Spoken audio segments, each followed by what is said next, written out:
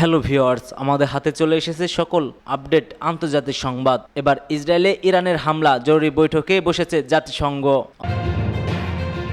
অন্যদিকে ইসরায়েল জবাব না দিলে ইরান হামলা এখানেই শেষ করবে। আরও থাকবে পাল্টা জবাবে ইরানের পারমাণবিক অবকাঠামোতে ইসরায়েলি হামলার ঝুঁকি এবং প্রথমবারের মতো ফাতাহা হাইপারসোনিক ক্ষেপণাস্ত্র ব্যবহার করেছে ইরান। জানিয়ে দেব লেবাননকে $10 কোটি ত্রাণ সহায়তা আরব আমিরাতের। এবং সর্বশেষ থাকবে লেবাননে ইসরায়েলি আগ্রাসন উত্তেজনা যেভাবে রূপ নিল যুদ্ধে। এতক্ষণ শুনছিলেন সংবাদ শিরোনাম, এবার বিস্তারিত। ভিডিওটি ভালো লাগলে অবশ্যই একটি লাইক করবেন এবং চ্যানেলটি সাবস্ক্রাইব করবেন। কমেন্টে বলে যাবেন কে কোথা থেকে আমাদের ভিডিওটি শুনছেন ও দেখছেন। ইসরায়েলে ইরানের হামলা জরুরি বৈঠকে বসেছে জাতিসংঘ। ইসরায়েলের ভূখণ্ডে ইরানের ক্ষেপণাস্ত্র হামলার পর মধ্যপ্রাচ্য নিয়ে জরুরি বৈঠকে ডাক দিয়েছে জাতিসংঘের নিরাপত্তা পরিষদ। স্থানীয় সময় নিউ ইয়র্কে জাতিসংঘের সদর দপ্তরে এ বৈঠক অনুষ্ঠিত হওয়ার কথা রয়েছে, খবর আল জাজিরা। এদিকে জাতিসংঘের নিযুক্ত ইসরায়েলি দূত ড্যানি ড্যান এক চিঠিতে ইসরায়েলের বিরুদ্ধে অভিযোগ করে বলেছেন তারা ইসরায়েলকে ধ্বংস করার চেষ্টা করেছে। তিনি ইরানের প্রতি নিন্দা জানাতে এবং ইরানের এর ইসলামিক বিপ্লবী গার্ড কর্পস সন্ত্রাসী সংগঠন হিসেবে আখ্যা দিতে জাতিসংঘের নিরাপত্তা পরিষদের প্রতি আহ্বান জানিয়েছে। এর আগে ইসরায়েলের ভূখণ্ডে প্রায় 200 ব্যালিস্টিক ক্ষেপণাস্ত্র ছুড়েছে ইরান। গাজা ও লেবাননে হত্যাকাণ্ডের পাশাপাশি হামাস, হিজবুল্লাহ এবং আইআরজিসি নেতাদের হত্যার প্রতিশোধ হিসেবে ইরানের এই হামলা প্রকল্প। এই হামলার কিছুক্ষণ আগে অবশ্য যুক্তরাষ্ট্র বলেছিল ইরান ইসরায়েলে ব্যালিস্টিক ক্ষেপণাস্ত্র হামলা চালানোর প্রস্তুতি নিচ্ছে। হোয়াইট হাউসের একজন ঊর্ধ্বতন কর্মকর্তা এমন তথ্য জানিয়েছে বলে CNN এর লাইভে বলা হয়। ওই কর্মকর্তা বলেন মার্কিন যুক্তরাষ্ট্র বিশ্বাস করে ইরান ইসরায়েলের বিরুদ্ধে অবিলম্বে ব্যালিস্টিক ক্ষেপণাস্ত্র হামলা চালানোর প্রস্তুতি নিচ্ছে বলে যুক্তরাষ্ট্রের কাছে ইঙ্গিত রয়েছে। বিবৃতিতে ওই কর্মকর্তা আরও বলেন, আমরা এই হামলা থেকে ইসরায়েলকে রক্ষা করার জন্য প্রতিরক্ষামূলক প্রস্তুতি নিচ্ছি। ইসরায়েলের বিরুদ্ধে ইরান থেকে সরাসরি সামরিক হামলা চালানো হয়। ইসরায়েলের প্রধানমন্ত্রী বেনিয়ামিন নেতানিয়াহু হুঁশিয়ারি দিয়ে বলেন বড় ভুল করেছে ইরান, এর চরম মূল্য দিতে হবে। ইসরায়েল জবাব না দিলে ইরান হামলা এখানেই শেষ। ইরান জানিয়েছে ইসরায়েলের বিরুদ্ধে তারা আত্মরক্ষার কৌশল গ্রহণ করেছে। এখন ইসরায়েলি কর্তৃপক্ষ যদি আরও প্রতিশোধের আমন্ত্রণ না জানায় তবে তাদের পদক্ষেপ এখানেই সমাপ্ত হবে। ইরানি পররাষ্ট্রমন্ত্রী আব্বাস আরকচি এক এক্সপোস্টে এ দাবি করেন। পরপরই ইরানি হুঁশিয়ারির উচ্চারণ করে বলেছিল ইসরায়েল যদি এই হামলা জবাব দেয় তারা ইসরায়েলে পাল্টা হামলা চালাবে এবং সম্ভাব্য আমেরিকান লক্ষ্যবস্তুগুলোতেও আক্রমণ করবে। এছাড়া ইরানকে ইরানি মিত্র গ্রুপগুলো জানিয়েছে সেখানে থাকা মার্কিন ঘাঁটিগুলো টার্গেট হতে পারে। জাতিসংঘে নিয়োজিত ইরানি মেশিন এক্স পোস্টে লিখেছেন জায়নাবাদী জানতো যদি প্রতিক্রিয়া দেখায় বা আরও কিছু করে তবে এর পাল্টা ভয়াবহ পরিণতি বয়ে আসবে। ইসরায়েলের উপর ক্ষেপণাস্ত্র হামলা চালায় ইরান। বিভিন্ন মাধ্যম থেকে পাওয়া খবরে জানা যাচ্ছে ইরানের ইসলামিক বিপ্লবী গার্ড বাহিনী বা আইআরজিসি 400 এর বেশি ক্ষেপণাস্ত্র দিয়ে এই হামলা চালিয়েছে। সামাজিক মাধ্যমে ছড়িয়ে পড়া ভিডিওতে দেখা গেছে বৃষ্টির মতো ইসরায়েলের বিভিন্ন স্থানে আঘাত হেনেছে ক্ষেপণাস্ত্র। পুরো ইসরায়েল ইরান ক্ষেপণাস্ত্রের আওতায় এসেছে এবং রাজধানী তেল আবিব সহ বিভিন্ন শহরে বিকট বিস্ফোরণের শব্দ শোনা গেছে। পাল্টা জবাবে ইরানের পারমাণবিক অবকাঠামোতে ইসরায়েলি হামলার হুমকি।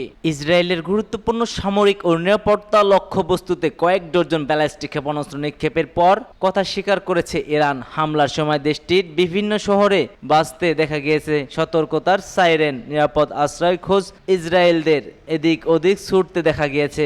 স্থানীয় সময় ইরানের ইসলামিক বিপ্লবী গার্ড কর্পস বলেছে যে গাজা ও লেবাননের মানুষের উপর নির্বিচারে ইসরায়েলি হামলার পাশাপাশি শীর্ষ আইআরজিসি, হামাস এবং হিজবুল্লাহ নেতাদের হত্যার প্রক্রিয়া হিসেবে তারা ইসরায়েলি ক্ষেপণাস্ত্র নিক্ষেপ করেছে। তবে এই হামলায় আরেক বিপদে আভাস দিয়েছে ইন্টারন্যাশনাল ক্রাইসিস গ্রুপের ইরানের প্রেসিডেন্ট ডিরেক্টর আলী ভাইজ। তিনি সংখ্যা প্রকাশ করে বলেছেন ইরানের পারমাণবিক অবকাঠামো টার্গেট করে ইসরায়েলি হামলার একটি গুরুতর ঝুঁকি রয়েছে। তিনি আরও বলেন ইরানের প্রতিরক্ষামূলক ঢাল হিজবুল্লাহর নড়বড়ে অবস্থার কারণে এই সংখ্যা সংখ্যা আরও তীব্র হচ্ছে। এছাড়াও মার্কিন বাহিনী ইতিমধ্যে এই অঞ্চলে ইসরায়েলকে রক্ষা করছে। মূলত এই কারণে ইসরায়েলের জন্য এটি একটি বড় হুমকি।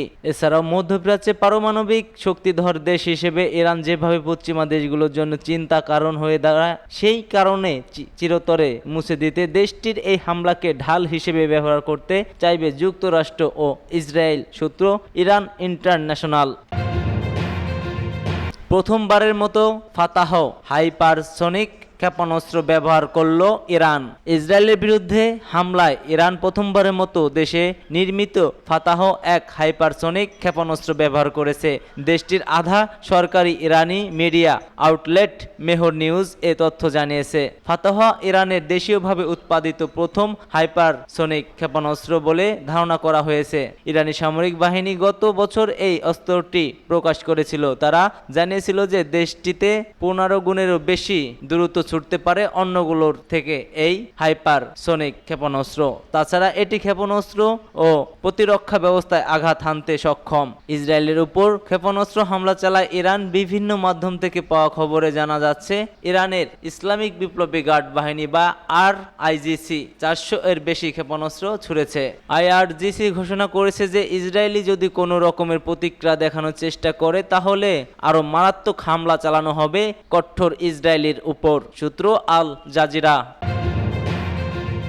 লেবাননকে $10 কোটি ত্রাণ সহায়তা আরব আমিরাতের। লেবাননকে $10 কোটি জরুরি ত্রাণ সহায়তা পাঠানোর ঘোষণা দিয়েছে যুক্তরাষ্ট্র আরব আমিরাত। প্রেসিডেন্ট এক বিবৃতিতে এ তথ্য জানিয়েছে দেশটির পররাষ্ট্র মন্ত্রণালয়। কাতার ভিত্তিক সংবাদ মাধ্যম আল জাজিরা নিশ্চিত করেছে এ তথ্য। বিবৃতিতে ত্রাণ সহায়তার ঘোষণার পাশাপাশি যুদ্ধবন্দী বিশ্ব নেতাদের কার্যকর পদক্ষেপ নিতে আহ্বান জানিয়েছে যুক্ত আরব আমিরাত। বেসামরিক নাগরিকদের সুরক্ষার বিষয়টিও গুরুত্ব পেয়েছে বিবৃতিটিতে। লেবাননের ঐক্য, জাতীয় সার্বভৌমত্ব এবং আঞ্চলিক অখণ্ডতার প্রতি পূর্ণ সমর্থন আছে দেশটির, তাও পূর্ণ নিশ্চিত করা হয়েছে সেখানে। উল্লেখ্য, সম্প্রতি লেবাননের সশস্ত্র গোষ্ঠী হিজবুল্লাহ ও ইসরায়েলি সামরিক বাহিনীর মধ্যে ব্যাপক সহিংসতা বেড়েছে। লেবাননের দক্ষিণে ও রাজধানী বৈরুতে অংশবিশেষে ইসরায়েলের মুহুর্মুহ বিমান হামলা চালিয়েছে তারা। এর আগে হিজবুল্লাহ সদস্যদের ব্যবহৃত হাজার হাজার পেজার ও ওয়াকিটকি বিস্ফোরণ ঘটিয়ে বেশ কয়েকজনকে হত্যা করা হয়। তাতে আহত হন আরও কয়েক ডজন মানুষ। খবর AM।